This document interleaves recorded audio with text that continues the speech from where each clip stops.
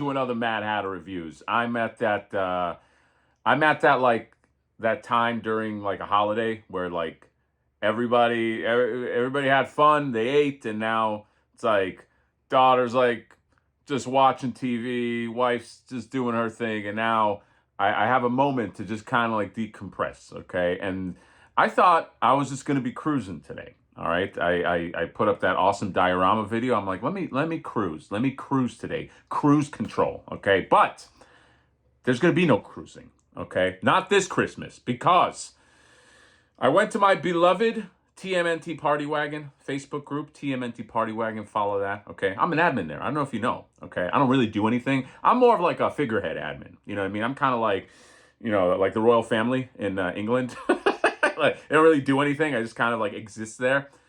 I am not happy about what I read. So Trevor Zammit, who I think is a very talented individual, did a interview with some channel. I don't know, some toy channel. And on that channel, somebody was kind enough to take some snippets out of this interview that was done.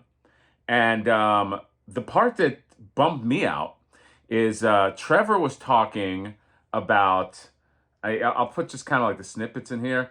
So let's really just read it. It's kind of out of context, but I know what they're talking about. So we showed a couple other figures last year at Toy Fair, and they ended up just being so big and so expensive. They were not going to be able to hit like that $35 or $36.99 price point.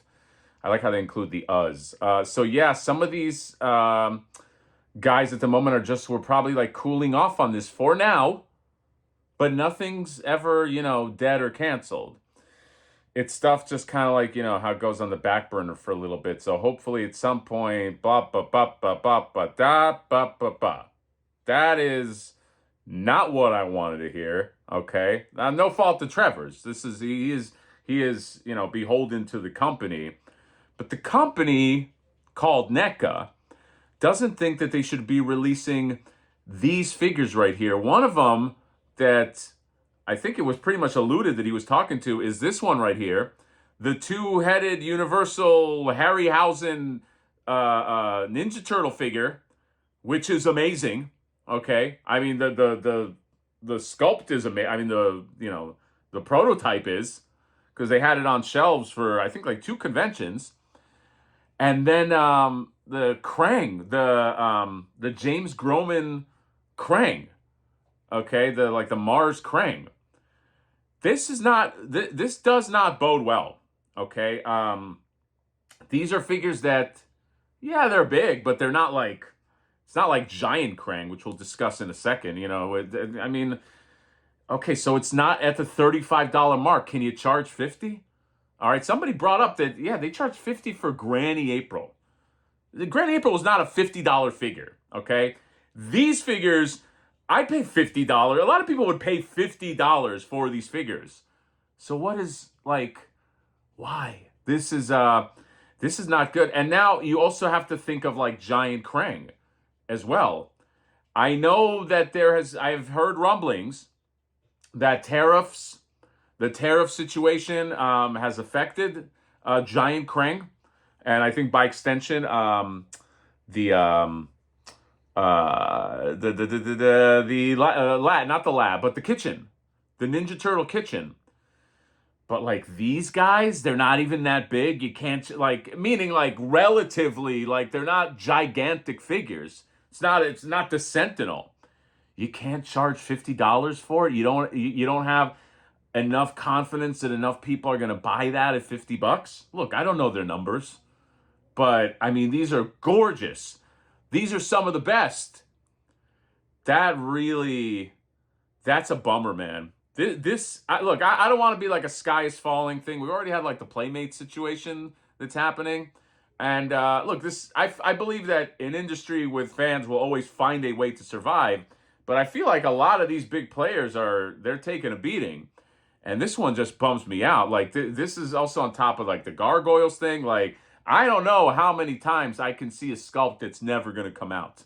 I don't know how many times I can have my heart broken, okay? I'm just saying, all right? You don't want to keep breaking my heart. because I don't know. I feel like what can you rely on? That price point thing is a little strange. Like it's like I feel like that's an easy like bump to like $50.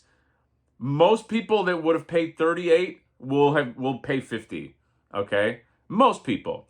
You're always gonna get people that complain. They're like, I'm not gonna pay 50 for, but I find, and again, I've now seen this on the other side of things, like because of Flipboard. I find that a lot of people that are like, oh, I never buy this, that's a ripoff, or complain about that, they probably weren't going to get it anyway. You know what I mean? Like, anybody can make $50 worth for a figure like that, okay? And it's not like we're hit with universal TMNT figures like, once a month or something. It's not like Mondo with this crazy release schedule.